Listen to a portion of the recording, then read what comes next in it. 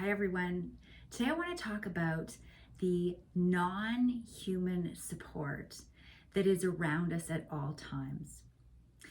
So many of us think we are on our own or alone or separate entities doing this life thing of ours completely solo. And nothing could be further from the truth. You see, each of us has a team or an entourage of guides. And these guides are light beings or angels, if you will, or spirit guides. So our guides are around us constantly. They're here to work with our soul, to offer us support, to give us words of encouragement, to nudge us in the direction that is our path, to guide us, to give us strength and focus and compassion and wisdom. And so it is truly as if we have a team around us. And so, of course, many of us can't see this because they are invisible to the physical eyes, but that does not mean that they are not here. So some of these spirits that support us may be loved ones who have passed. One of the most brilliant examples of someone being connected to their loved one after passing is from one of my clients. Her boyfriend died unexpectedly and tragically. And after passing, he has left her many signs to show her that he is here with her at all times and guiding her and supporting her and really surrounding her and cocooning her with love. So an example of one of the signs she received is he told her in a session that we did through myself that he was going to leave her a beautiful heart-shaped rock, and that the heart-shaped rock would be part rust-colored, like a rust-colored red, and that it symbolized their two hearts combined. So the rust-colored red was his and hers was the light gray of the rock. And at first she thought, okay, well, you see heart-shaped rocks often when you start to open your eyes, no big deal.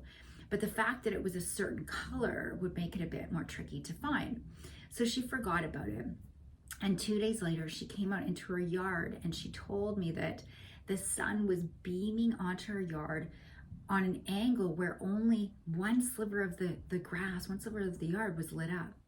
And right there in front of her, in her yard, was this rock about this big that was exactly half or part rust colored.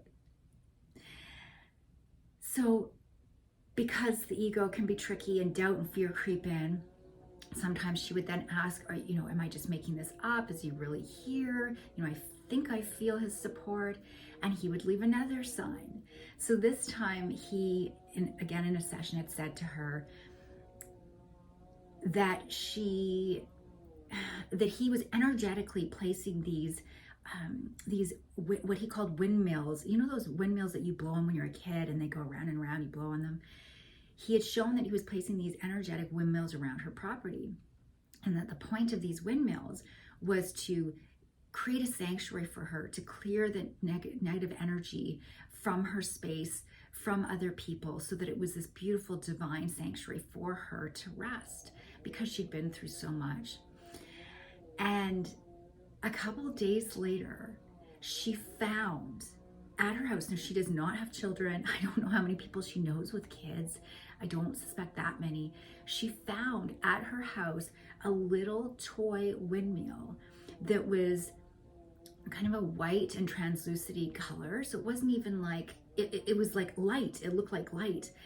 And we were both like blown away because it was such a remarkable symbol and sign from her loved one that he was again confirming, yes, he was here to support her.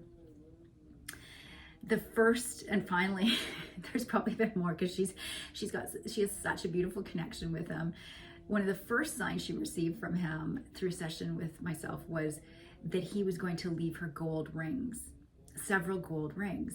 And within that 10-day period, she found 3 gold rings. gold rings in various places, and she's wearing them on her fingers as a reminder of a symbol from him. So that's an example of loved ones who are part of our non-human support team.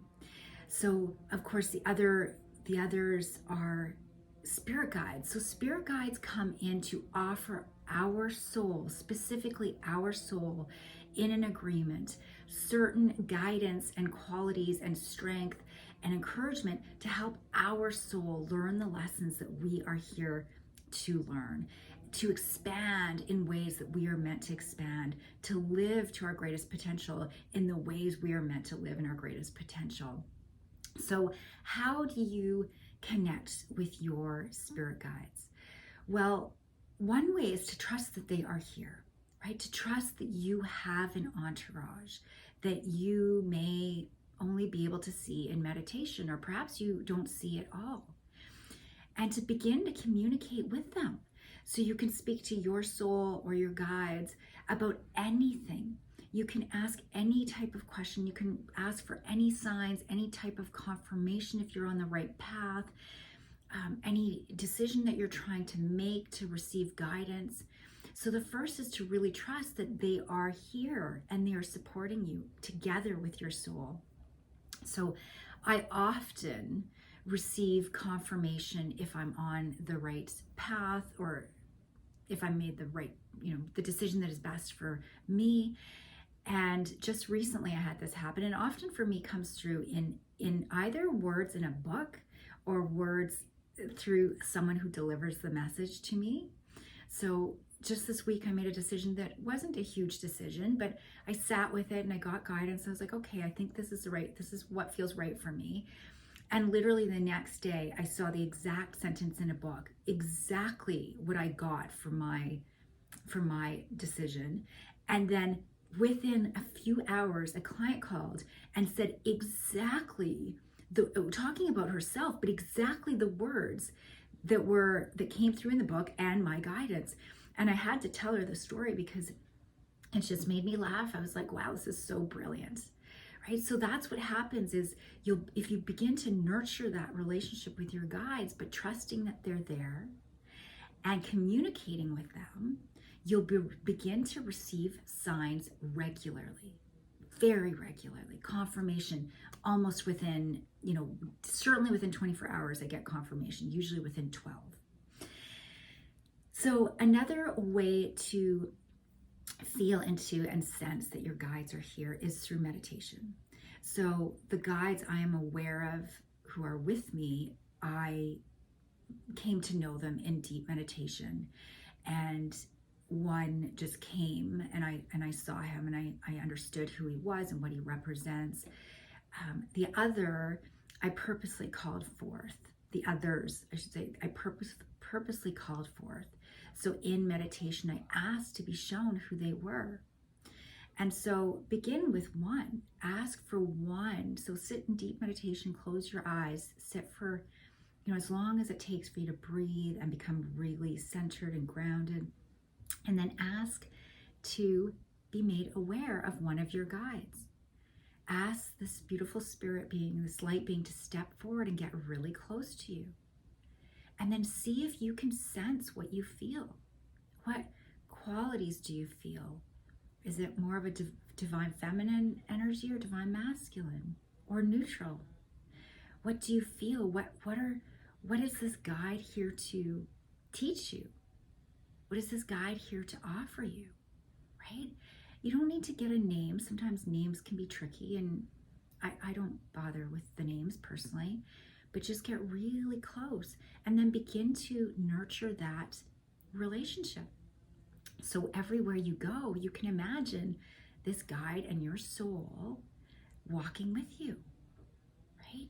Or you can feel an entourage of light beings walking with you. So practice just connecting with them, right? Developing that relationship and asking questions and asking for signs. So if you have examples of signs that you've received from your spirit guides, or examples of signs that you've received from loved ones who've passed, I'd love to hear them. Some of these stories are just so incredibly beautiful, and just help us have faith that what is beyond the veil is not really anywhere except here with us. Love you lots. I hope you enjoyed this video. I'll see you again next time.